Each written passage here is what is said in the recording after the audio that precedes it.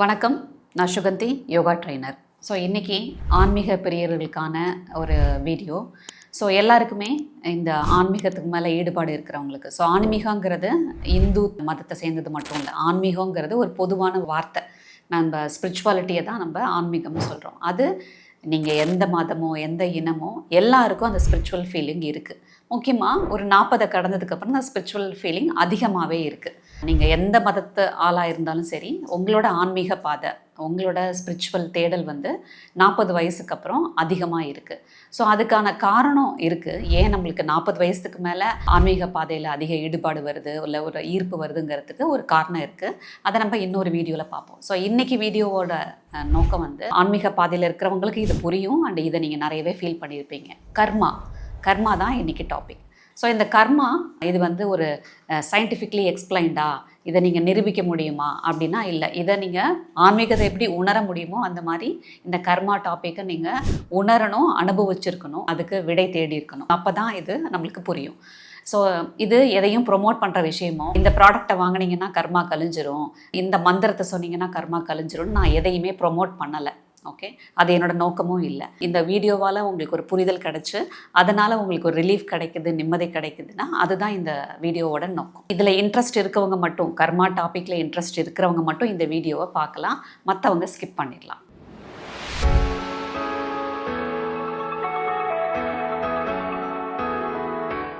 So கர்மா நம்ம எப்படி புரிஞ்சுக்கிறோம் அப்படின்னா, நம்மளோட முன் ஜென்மத்தில் நம்ம பண்ண நல்லது கெட்டது, நம்மளோட மூதாதையர்கள் 7 தலைமுறையிலேருந்து, நம்மளோட அப்பா முதல் தலைமுறை அப்படின்னா, தாத்தா 2வது, அதுக்கு முதல் தலைமுறை அப்படின்னா, அந்த மாதிரி 7 தலைமுறை ஆட்கள் பண்ண நல்லது கெட்டது அண்டு நம்ம இந்த ஜென்மத்தில் பண்ண நல்லது கெட்டது. ஸோ இது எல்லாத்துக்குமான கணக்கை தான் நம்ம வாழ்க்கையில் அனுபவிச்சுட்ருக்கோம். ஸோ நம்ம முன் ஜென்மத்தில் பண்ண கெட்டது நல்லதாக இருந்தாலும் சரி, நம்ம 7 தலைமுறை முன்னாடியிலேருந்து அவங்க பண்ண நல்லது கெட்டது பாவம் புண்ணியமாக இருந்தாலும் சரி, இந்த ஜென்மத்தில் நம்ம தெரிஞ்சு தெரியாமல் பண்ண எல்லா நல்லது கெட்டது அதுக்கான கணக்கை தான் நம்ம இந்த லைஃப்பில் என்ஜாய்மெண்ட்டாகவும் கவலையாகவும் சில விஷயத்தில் நோயாகவும், மனநோயாக இருக்கலாம், உடல் நோயாக இருக்கலாம். இந்த மாதிரி எனி சஃபரிங், அது மனசு கஷ்டப்பட்டாலும் கஷ்டம்தான், உடல் கஷ்டப்பட்டாலும் கஷ்டம்தான். இந்த மாதிரி பல விதத்தில் நம்ம வாழ்க்கையை எதிர்நோக்கிட்டு இருக்கோம், நல்லதாகவும் கெட்டதாகவும்.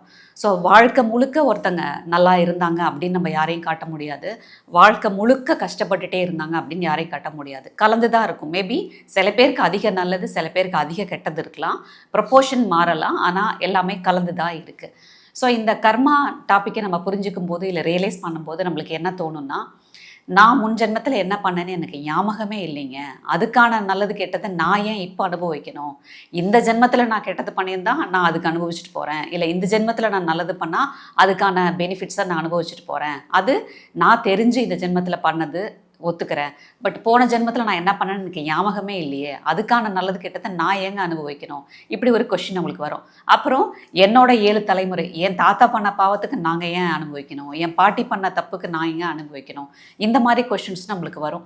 இதை நம்ம ஒத்துக்கிறோமோ ஒத்துக்கலையோ அதுக்கான நல்லது கெட்டதை தான் நம்ம அனுபவிச்சுட்ருக்கோம். இந்த 3 கணக்குக்கான நல்லது கெட்டதை தான் நம்ம அனுபவிச்சுட்ருக்கோம். அப்படி இருக்கும்போது நீங்கள் ஜோசியக்காரை பார்க்குறீங்க, இல்லை இந்த இதுக்கு பரிகாரம் கொடுக்குறவங்க அப்படின்னு யாராவது நீங்கள் பார்க்குறீங்கன்னா, இது அவங்களுக்கு ஒரு பிஸ்னஸ். அப்போ என்ன பண்ணுவாங்க, நீங்கள் இந்த பூஜை பண்ணுங்கள், 10,000 ரூபாய்க்கு நான் இந்த பூஜை பண்ணுறேன், இந்த பூஜை பண்ணால் உங்களோட தாத்தா பண்ண பாவம்லாம் போயிடும், அது உங்களை அஃபெக்ட் பண்ணாது அப்படின்னு பூஜை பண்ண சொல்லுவாங்க. இல்லை நீங்கள் இந்த கோயிலுக்கு போயிட்டு வாங்கன்னு சொல்கிறாங்கன்னா அவங்களுக்கு ஒன்றும் அதனால பெனிஃபிட் கிடையாது, நீங்கள் தாராளமாக ஒரு கோயிலுக்கு போயிட்டு வரலாம்.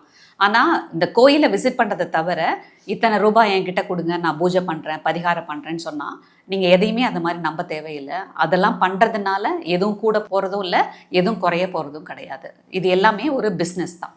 ஸோ அப்போ நான் எப்படி இதை சரி பண்ணிக்கிறது, இந்த கர்மாவை நான் எப்படி நல்லிஃபை பண்ணுறதுன்னா நான் எதை சொல்கிறேன் அப்படின்னா, யோகா தியரி படி நல்ல கர்மாவை நீங்கள் சேர்க்கவும் வேண்டாம், கெட்ட கர்மாவையும் நீங்கள் சேர்க்க வேண்டாம். ரெண்டுமே இல்லாமல் நீங்கள் நியூட்ரல் ஆனீங்க அப்படின்னா அது உங்களுக்கு ஒரு பெரிய மன நிம்மதியை இந்த வாழ்க்கையில் கொடுக்கும் அப்படின்னு யோகா தியரி சொல்லுது. ஸோ இது எப்படி நீங்கள் புரிஞ்சுக்கலாம்னா, இப்போ இந்த ஜென்மத்தில் நீங்கள் நிறைய நல்லது பண்ணுறீங்க, நல்லது பண்ணால் உங்களுக்கு புண்ணியம் வரும்னு, ஒரு அன்னதானம் பண்ணுங்க உங்களுக்கு புண்ணியம் வரும்னு சொல்கிறாங்க, அதனால் நீங்கள் போய் அன்னதானம் பண்ணுறீங்க அப்படின்னா நீங்கள் ஒரு உள்நோக்கத்தோடு பண்ணுறீங்க. இதை பண்ணால் எனக்கு புண்ணியம் சேரும் அப்படின்னு ஒரு உள்நோக்கத்தோட பண்ணீங்கன்னா அது உங்களுக்கு பெரிய நல்ல கர்மாவாக மாறுறதுக்கான வாய்ப்பு இல்லை. நீங்கள் எதேச்சியாகவே ஒரு உள்ளன்போட எந்த எதிர்பார்ப்பும் இல்லாமல் எந்த உள்நோக்கமும் இல்லாமல் நீங்கள் எல்லாருக்கும் உதவுறீங்க அப்படின்னா அது நல்ல கர்மாவை உங்கள் வாழ்க்கையில் கொண்டு வரும். நீங்கள் தெரிஞ்சே ஒருத்தருக்கு கெட்டது பண்ணுறீங்கன்னா கண்டிப்பாக அதுக்கான பலன் இன்னைக்கு இல்லைனாலும் என்னைக்காவது ஒரு நாள் நீங்களோ உங்கள் சந்ததியினரோ அனுபவிக்க தான் போகிறீங்க. ஸோ அப்போ நம்ம தெரிஞ்சு தப்பு பண்ணுறத மோஸ்ட்லி அவாய்ட் பண்ணுவோம். ஸோ தெரியாமல் பண்ணுற தப்புக்கும் நீங்கள் ரியலைஸ் பண்ணிட்டீங்கன்னா அதுக்கான பலன் குறையும். பரிகாரம் தேடிட்டீங்கன்னா யாருக்கு நீங்கள் கெடுதல் பண்ணீங்களோ அவங்கக்கிட்ட நீங்கள் மன்னிப்பு கேட்டுட்டாலோ திருப்பி அவங்களுக்கு நல்லது பண்ணிட்டாலோ இனிமேல் இது மாதிரி நான் பண்ண மாட்டேன் நீங்கள் ரியலைஸ் பண்ணிட்டாலோ அதுக்கான பரிகாரம் உங்களுக்கு வாழ்க்கையில் கிடைக்க ஆரம்பிச்சிடும். உள்நோக்கத்தோட எந்த நல்லதும் பண்ணாமல் நிறைய நல்லது பண்ணுங்கள். தெரிஞ்சு யாருக்கும் தப்பு பண்ணாதீங்க. இது நம்ம நிறைய கேள்விப்பட்டிருக்கோம். அதை ஓரளவு நம்ம ஃபாலோ பண்ணிட்டும் இருப்போம். இந்த வீடியோவை தேடி பார்க்குறீங்க இல்லை இதை ஸ்கிப் பண்ணாமல் பார்க்குறீங்கன்னா அதை நீங்கள் ஏற்கனவே ஃபாலோ பண்ணுற ஆளாக தான் இருப்பீங்க. நான் சொல்கிறது நல்லிஃபை பண்ணுறதுங்கிறது நீங்கள் இன்னொரு ஜென்மம் எடுக்கக்கூடாது. ஆன்மீக பாதையில் இருக்கிறவங்க இன்னொரு ஜென்மத்தை ஆசைப்பட மாட்டாங்க.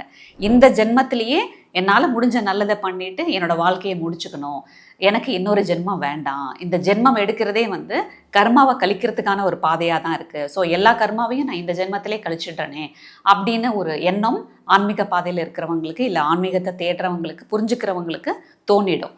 அப்போ நீங்கள் இந்த ஜென்மத்திலே எல்லாத்தையும் கழிச்சிடணும் அப்படின்னா அதை நீங்கள் நல்லிஃபை பண்ணணும். இப்போ ஒரு நல்லது பண்ணுறீங்க அப்படின்னா அதுக்கான கிரெடிட்டை நீங்கள் தேடிக்காதீங்க. எந்த கெட்டதையும் பண்ணாமல் இருக்கீங்க அப்படின்னா அது நல்லிஃபை ஆகிடுது. நீங்கள் நிறைய நல்லது பண்ணுங்க, ஆனால் அதுக்கு உங்களுக்கு பாராட்டு வருதுன்னா அந்த பாராட்டு உங்களுக்கு தலைகனமாவோ பெருமையாவோ உங்கள் தலைக்கு ஏறக்கூடாது. இல்லைன்னா நீங்கள் நல்லது பண்ணும்போது அவங்க நன்றி சொல்லணும், நமக்கு பேர் கிடைக்கணும் அப்படிங்கிற எதிர்பார்ப்பு இருக்கக்கூடாது. இதெல்லாம் இல்லை அப்படின்னா இந்த கர்மா நல்லிஃபை ஆகிடும், இந்த நல்ல கர்மாவும் நல்லிஃபை ஆகிடும்.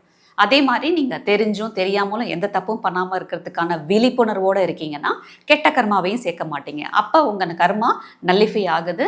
ஓரளவு எல்லாத்தையுமே நீங்கள் இந்த ஜென்மத்திலேயே முடிச்சுட்டு போயிடுவீங்க. உங்களுக்கு பின்னாடி வர்றவங்களுக்கும் நீங்கள் எதையும் சேர்த்து வைக்க மாட்டீங்க. அவங்க கணக்கை அவங்க பார்த்துக்கட்டும், பட் நீங்கள் எந்த கெட்ட கணக்கையும் சேர்த்து வச்சுட்டு போக மாட்டீங்க. கேட்கறதுக்கு நல்லா இருக்குது. யோகா தியரி படி கர்மாவை நல்லிஃபை பண்ணுறது ஒரு பெரிய நிம்மதி கொடுக்கும். எல்லாத்தையுமே கணக்கை முடிச்சுட்டு போகிறதுக்கு ரொம்ப வசதியாக இருக்கும் அப்படிங்கிறது கேட்கறதுக்கு நல்லா இருக்குது. இதை எப்படி நல்லிஃபை பண்ணுறது அப்படின்னா நீங்கள் பண்ணுற நல்லதுக்கு பாராட்டை எடுத்துக்காமல் இருக்கணும், தெரிஞ்சு கெட்டது பண்ணாமல் இருக்கணும், விழிப்புணர்வோடு இருக்கணுங்கிறது நம்ம பேசிட்டோம். ஸோ அந்த விழிப்புணர்வு எப்போ வரும்? நான் ரொம்ப விழிப்புணர்வோடு இருக்கணும், நான் ரொம்ப அவேராக இருக்கணும், நான் ரொம்ப கான்ஷியஸாக இருக்கணும்னு சொன்னால் வந்துடாது இல்லையா? யோகா பயிற்சி டெய்லி பண்ணுறதும் எவ்ரிடே மெடிடேஷன் பண்ணுறதும் இந்த தியானம் பண்ணும்போது உங்களுக்கு எவ்ரிடே தியானம் பண்ணும்போது அது 10 நிமிஷமாக இருக்கலாம், 20 நிமிஷமாக இருக்கலாம். ஆனால் நீங்கள் அந்த தியானத்தை பழகிக்கிட்டே இருக்கும்போது யோகா பயிற்சி டெய்லி பண்ணும்போது உங்களோட விழிப்புணர்வு வாழ்க்கையில் அதிகமாகிட்டே வரும். ஸோ நீங்கள் எப்போ விழிப்புணர்வோடு இருக்கீங்களோ அப்போ தெரிஞ்சு வர பிரச்சனையும் நீங்கள் அவாய்ட் பண்ணிடுவீங்க. உங்கள் வாழ்க்கையில் வர மாதிரி இருக்க பிரச்சனையும் நீங்கள் முன்கூட்டியே தெரிஞ்சுக்கிட்டு அதுக்கான ப்ரிகாஷனரி மெஷர்ஸ் எடுத்துருவீங்க. எப்போ நம்ம வாழ்க்கையை அது போக்கில் விட்டுறோம், விழிப்புணர்வு கம்மியாக வச்சுக்கிறோமோ அப்போ எல்லா பிரச்சனையும் தேடி வரும். அதை எப்படி ஹேண்டில் பண்ணணும், அதை எப்படி சரி பண்ணணும், அந்த பிரச்சனைக்கு நம்ம எப்படி ரெஸ்பாண்ட் பண்ணணும் கூட நம்மளுக்கு தெரியாமல் போயிடும். ஸோ எப்போ நீங்கள் விழிப்புணர்வோடு இருக்கீங்களோ அப்போ நீங்கள் பண்ணுற நல்லதுக்கும் நீங்கள் கிரெடிட் எடுத்துக்க மாட்டீங்க. இந்த நல்லது பண்ணுறதுக்காக நீங்கள் பிறப்பு எடுத்திருக்கீங்க, இந்த ஜென்மத்தில் இதெல்லாம் நீங்கள் பண்ண வேண்டியிருக்கு, இதெல்லாம் உங்கள் கடமை நினச்சிப்பீங்க. ஆனால் அதனால் உங்களை யாராவது பாராட்டுறாங்க, பெருமைப்படுத்துகிறாங்கன்னா அந்த பெருமை உங்கள் தலைக்கும் ஏறக்கூடாது. அந்த பெருமைக்காகவும் நீங்கள் அந்த நல்ல காரியத்தை பண்ணக்கூடாது. அதே மாதிரி கெட்டது உங்களை நோக்கி வருது அப்படின்னா அதை தடுத்துக்கிறதுக்கான விழிப்புணர்வும் உங்களுக்கு இருக்கணும்.